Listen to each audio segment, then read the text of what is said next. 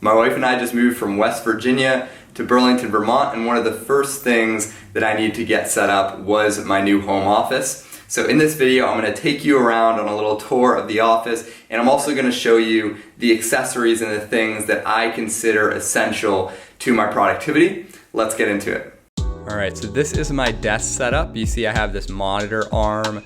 I also have a meditation cushion. I have a candle by the side of it. I also have my vision board here. You can see my whiteboard above it. This is pretty cool. It's a bike setup. It can actually hang 2 bikes, holds my shoes, my helmet, my bike lock. I have an IKEA chair that I read in. I think it's called the Poong. These are floating shelves. Pretty cool, and I keep, some of my favorite books on it. I have some textbooks on it as well, and you can see they sort of just hang on the wall, so highly recommended. This is the inside of my desk, so you can see I have the printer up top. Underneath, I have a file cabinet where I keep my headphones and things like that. On top of the desk, there's an oil diffuser, which I like to have in the office as well. This is the Blue Yeti USB mic that I use for interviews and even for client calls.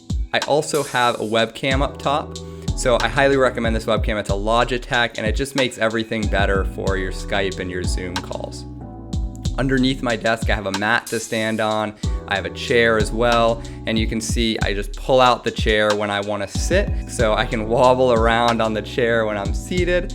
This is a Plantronics headset that I really like. It has a little stand, and I just throw it on for phone calls. All right, and I saved the best for last. This is actually a sitting standing desk. So I just press one button, it goes to a preset height, and I can alternate from sitting to standing throughout the day. I find my energy is better when I'm standing, and I sound better on phone calls. That's my office. Thank you so much for checking it out. What's kind of cool is that the view you're seeing right now is the same view that my clients and potential clients see when they're video chatting me.